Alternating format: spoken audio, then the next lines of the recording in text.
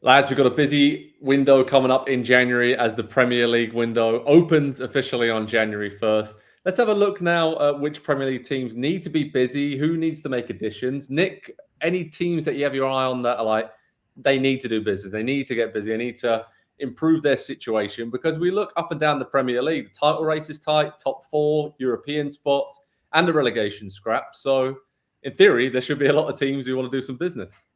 Yeah, I don't think anybody really wants to hear me go into depth on Newcastle's goalkeepers, but I'd like to make that point publicly. Nice. The answer is Arsenal at center forward. I just want this club to instead of just insinuating that they are what they used to be, act like they are who they are. And this team with adequate center forward play, and again, that could come in the form of Gabby Jesus. I'm just not betting on it. Is winning the title. I mean, it's true. Right now, you have up the middle players playing at their very best in Odegaard and Rice and Saliba, and Saka's incredible out wide. I mentioned Salah being the best player in the league right now. Saka's not far behind.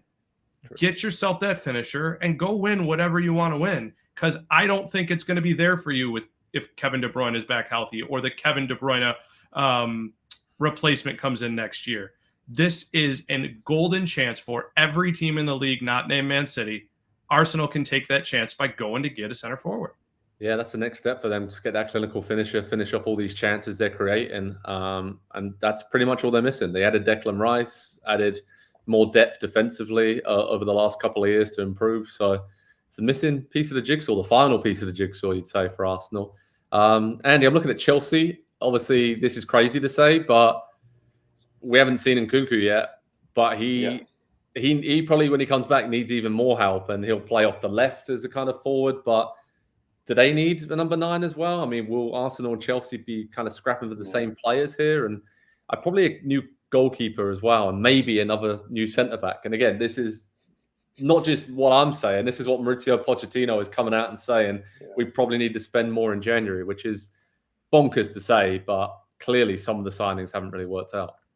Yeah, I'm thinking back to an old Arsene Wengerism. Nkunku coming back in January, it's going to feel like a brand new signing into that team, because obviously he's barely even played for them going back to before the start of the season. He will make an impact, and I think they have too many players at this point. I think that's clear. There are too many players to keep happy. There are too many players to rotate into that team. There are too many players that I think are similar type players as well and don't offer enough differently from one another. And so when Pochettino is making these changes on the field, it's a lot of like for like. It's not really changing the game up tactically in any way. And so maybe if the right center forward presents itself to be had for a nice deal in January, sure, you can do that.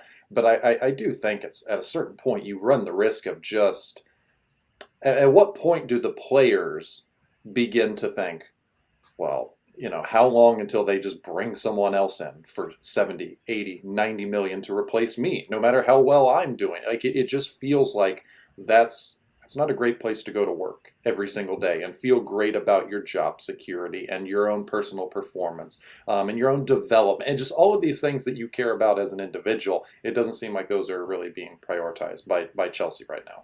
Apart from the 8-year contracts, which is a nice little cushion to have for some of those players, but also I do worry about some of the hunger issues that maybe that comes along with as well. Nick, what kind of players should we keep an eye on? Who could be on the move? I mean, we talked about a few strikers there. There's a couple that could potentially be available. A couple of goalkeepers as well, right? And defensive players that might be on the move in the window. Yes, for sure. I am really interested to see what happens with Calvin Phillips. Okay. One of those players that we discussed and Jurgen Klopp openly discussed when he was at Leeds as saying, this is a guy I love. He ends up going to Man City. That's a seal of approval from two darn good managers. It's not worked, obviously, but I don't think anyone thinks this guy isn't good enough. It might just not be a fit. And so I'm looking at him. I'm also looking at, as a wild card, and then I'll let you guys take over, I'm looking at Ruben Neves, and not necessarily to Newcastle, but I think about him at a Man City, and I think about a lot of these guys who haven't said anything about how they feel about being in Saudi Arabia, what they're going to be thinking January 1st. Andy, Calvin Phillips. I mean, Man City aren't going to let him go to Liverpool, right, to strengthen a direct rival like that. I guess that's his kind of problem now, that he's at Man City, and probably why he hasn't moved even sooner, given the situation he finds himself in. But I mean, Ivan Toney, Victor Osimhen are the other two kind of key names and big names that Chelsea and Arsenal and even Man United sometimes have been linked with. They would make sense, right? I know you're a big Brentford guy, but it seems like Brentford are open to maybe cashing in on Toney now. Brentford probably should at this point, just from a purely strategic standpoint and just a squad and financial standpoint as well. But Manchester United have tried to slap a lot of Band-Aids on, especially the striker position in recent years, and I just don't know that somebody who's not played in, by the time he's eligible to play again, 7 or 8 months is going to be the guy that saves your season. That is the right answer that you've been searching for going on a decade. I just don't think it's going to be quite that simple, and kind of the same thing for Chelsea as well. It does feel like an Arsenal situation where he could be eased in maybe a little bit more, because they do have Gabby Jesus, who, while we've talked about this week, is maybe not as prolific as you need a center forward to be to win the Premier League.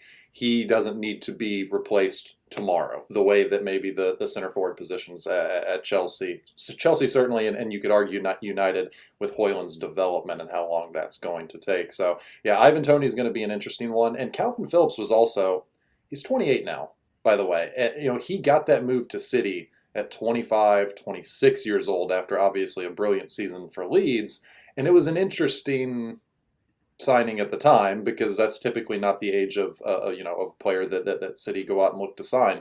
They've got the young players in mind that they can mold and develop, and it's clearly not been a fit. So I don't know if he's good enough for Liverpool. All due respect to Calvin Phillips, he had that brilliant season. It does feel like there is a level for him. Maybe Aston Villa. Because I look at them and say, Nick mentioned Arsenal have the best opportunity they might have in a long time to steal a title. Obviously, Villa, being in the position that they're in, what are they going to do in January to potentially add to and strengthen their top 4 hopes and a potential title run? Yeah, quickly, I think Luiz is a great example of a guy that Pep Guardiola bought, and it just didn't happen for him there, but he's clearly, you see what he saw. I think you make an interesting point here. We know Man City wants to win another treble. They've got a unicorn there. I'm not talking about De Bruyne or Haaland. It's Rodri, and we know they've got to fix something there. And I think why they're buying older guys, Kovacic and Phillips as well, is they're chasing answers in the short term. So there could be something there, I think. Yeah, they could. And it's a great point about Villa. We're thinking, that they have money as well. So it's not like they're going to not go all in a January window. So they're in and about the top 2 or 3, which they probably will be when the January window opens.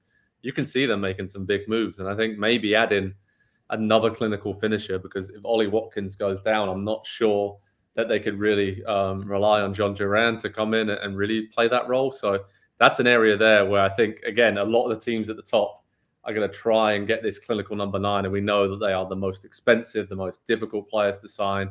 But Ivan Toney seems like the best fit for any of those teams that need that. And I could see him in an Arsenal shirt. I could see that happening. And Villa should go get Toney, shouldn't they? Yeah. Because then you can put Ollie Watkins on the left. You can play him off there. You can get Diaby kind of free floating around, and you've got the pivot point for the attack, the hold up, the clinical finisher, the penalty marksman. It just, I don't know. You bring Watkins and Toney back together as well from their Brentford days. It'd be interesting. It will be. I think some of the interesting transfers I'd like to see kind of involve goalkeepers. Looking at David De Gea, still hasn't got a club. Is he going to go to Newcastle? Could he end up at Chelsea? I still think they need an upgrade there. And Aaron Ramsdale at Arsenal, clearly for his England chances for the Euros, he doesn't want to be sitting on the bench for the rest of the season at Arsenal. I don't know they're going to let him go at a small fee or on loan to strengthen a rival, but again, there's got to be some opportunities there for those goalkeepers. I'm intrigued to see how that plays out for sure. And Nick, any transfers you'd like to see, or any moves that you've kind of looked into your crystal ball and see happening in January? Yeah. Here's the thing. The Ramsdale thing is just kind of chewing at my brain real quick. I wonder if he's starting to Raya. I wonder if he's starting to affect the situation. Starting to affect Raya because he hears that every single headline every time he messes up is there's this other guy there behind him. But yeah, I can't get past the Tony thing now that you guys are talking about it. So I'll defer back to you guys because now my brain is just running rampant. He could make someone's top 4 hopes top 4 cement. Yeah, I mean, Andy, there's a lot of good deals it would seem to be happening because Man United are looking to get rid of Casemiro, Varane, Jadon Sancho, and then Chelsea as well are looking to get rid of Conor Gallagher, Cucurella, a lot of other players. So I guess any of those players I mentioned there that you'd really like to see stay in the Premier League and move around?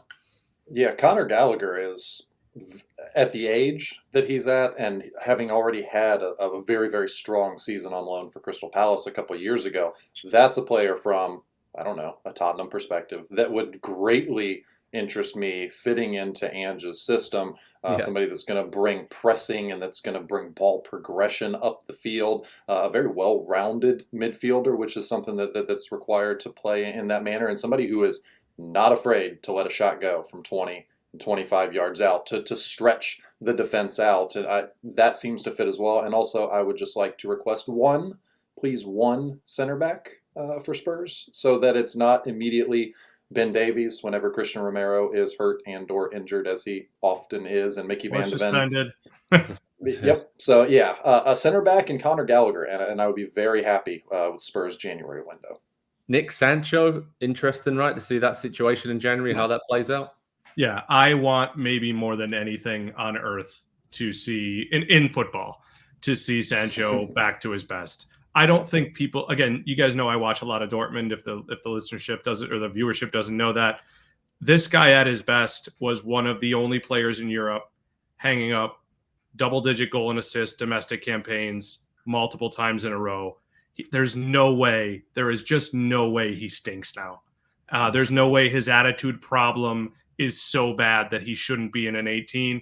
And it's one of those, hashtag free Jadon Sancho things. He could fit anywhere, much like Andy's saying. He could make any of the, like with Tony, he would make any team better. He wouldn't be the focal point right away, but he would make every team. You can't tell me he can't be Trossard. You can't tell me he can't be at least that. Yeah. I'd love to see him stay in the Premier League, but I just don't know where he's going to go because Man United, you could just see them not really wanting to sell him to a rival with their fight in the top 6, top 5, maybe for the Champions League.